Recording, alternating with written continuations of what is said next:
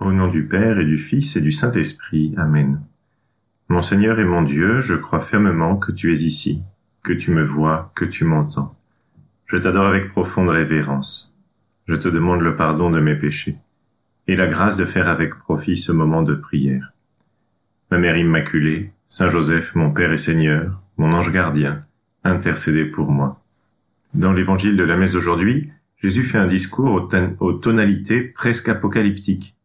Restez en tenue de service, votre ceinture autour des reins et vos lampes allumées, dit-il à ses disciples. Soyez comme des gens qui attendent leur maître à son retour des noces pour lui ouvrir dès qu'il arrivera et frappera à la porte. Et Jésus dit de ses disciples, ceux qui agiront ainsi, « Heureux ces serviteurs-là que le maître à son arrivée trouvera en train de veiller. » Jésus parle à ses disciples, mais ce qu'il leur dit vaut pour tous ses disciples de tous les temps, et cela vaut aussi pour nous. Il nous encourage à l'attendre avec foi et avec amour, comme des serviteurs attendent leur maître pour l'accueillir. Et ça peut être difficile pour nous d'imaginer comment des serviteurs attendent leur maître, parce que ce genre de situation, un serviteur qui attend son maître, n'arrive plus très fréquemment, et en tout cas n'arrive pas à la majorité d'entre nous. Même si par notre travail, il peut nous arriver d'être au service d'autres personnes, ou à l'inverse d'employer des personnes qui travaillent à notre service, les relations qui naissent de ces situations sont avant tout des relations de travail. Dans l'exemple qui est donné par Jésus, les relations entre le maître et ses serviteurs étaient plus profondes que des relations de travail. On était plus proche des relations qu'on peut voir dans une série comme Downton Abbey, où certains des serviteurs en arrivent presque à faire partie de la famille.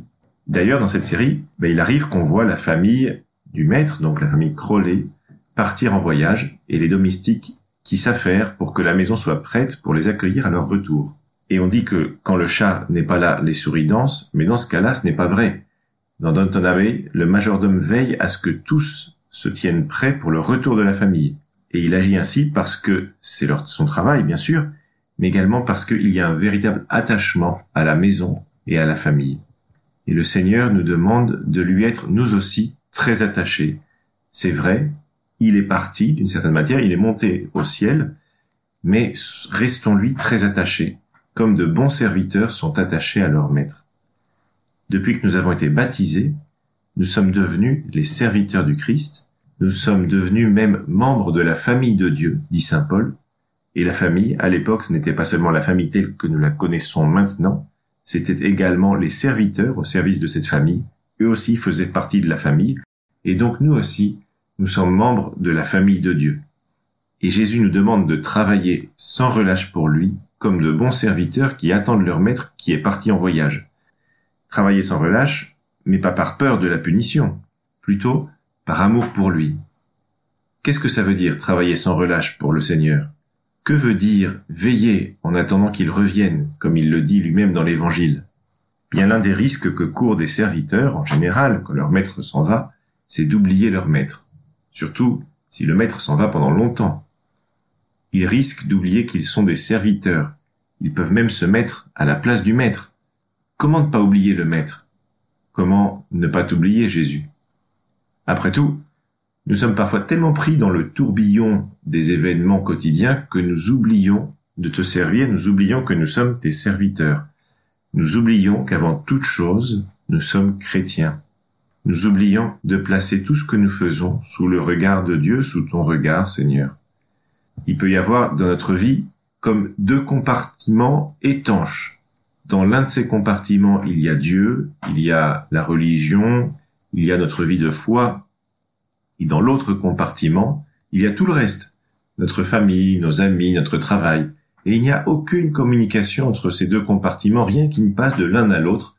Le fait d'être chrétien n'a pas d'influence, par exemple, sur la façon dont nous travaillons, et réciproquement, notre travail n'est pas un thème de notre prière, alors que si notre prière est un dialogue véritable avec Dieu sur notre vie, pourquoi faudrait-il en exclure le travail, qui représente quand même une grande partie de notre journée ? Voilà le risque, si nous oublions que nous sommes chrétiens, d'avoir une vie étanche avec deux compartiments qui ne communiquent pas l'un avec l'autre. Bien sûr, le meilleur moyen de ne pas oublier le Maître, de ne pas t'oublier, Jésus, c'est de prier fréquemment. Aujourd'hui, toutefois, j'aimerais te proposer une petite chose qui pourra sans doute t'aider et qui ne te prendra au maximum que 30 secondes par jour.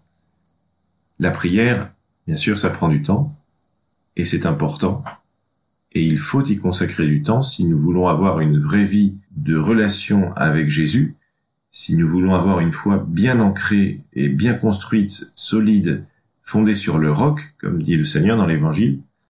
Mais il y a aussi de petites choses qui nous aident et qui ne prennent pas beaucoup de temps. Celle dont je voulais parler aujourd'hui, c'est ce que l'on appelle l'offrande d'œuvre.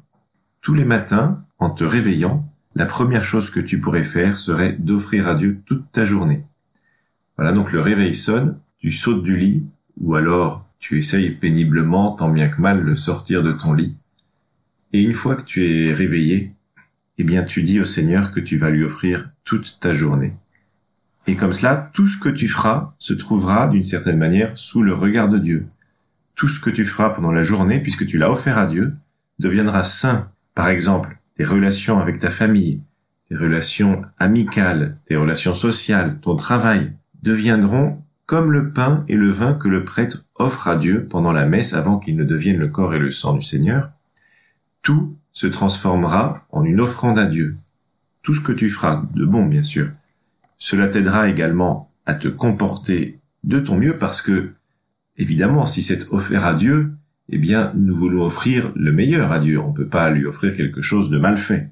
Ces relations familiales, ce travail que tu offres à Dieu, tu veux qu'il soit le plus digne possible. Tu voudras offrir comme Abel, qui était éleveur, la plus belle brebis de ton troupeau, et non pas comme Caïn, qui lui était cultivateur, le légume le moins appétissant, celui dont personne ne voulait. En offrant ainsi toute ta journée au Seigneur, tout ce que tu feras sera placé, on le disait, sous le regard de Dieu, même si après, pendant la journée, tu ne t'en souviendras peut-être pas, tu ne te rappelleras peut-être pas que tu as tout offert au Seigneur, et peut-être de temps en temps tu t'en souviendras, mais pas toujours. Quand tu seras au travail, tu penseras à ton travail, quand tu seras en famille, tu penseras à ta famille, mais malgré tout, tout aura été offert au Seigneur, et cela deviendra, si tout est bien fait, une offrande d'agréable odeur à Dieu. Mais l'évangile de la messe d'aujourd'hui ne se termine pas là avec une exhortation de Jésus à être de bons serviteurs. Il nous dit aussi ce qu'il se passera, ce qu'il arrivera à ces bons serviteurs. Il nous dit avec cette formule solennelle, Amen, je vous le dis, c'est lui qui, la ceinture autour des reins, en parlant du maître qui trouvera ses serviteurs en train de veiller, c'est lui qui, la ceinture autour des reins, les fera prendre place à table et passera pour les servir. S'il revient vers minuit ou vers 3 heures du matin et qu'il les trouve ainsi, heureux sont-ils.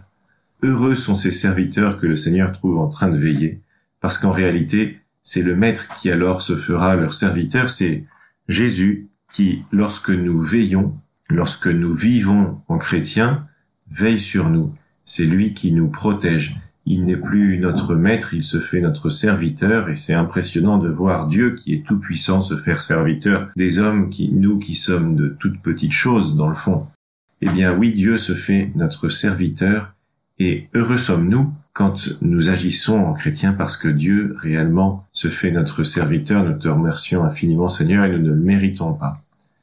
Au moment de terminer cette méditation, ayant recours à la Vierge Marie, demande son aide à la Vierge Marie. La Vierge Marie, elle s'est qualifiée elle-même de servante du Seigneur. Que nous aussi, nous soyons tous des serviteurs, des servantes du Seigneur.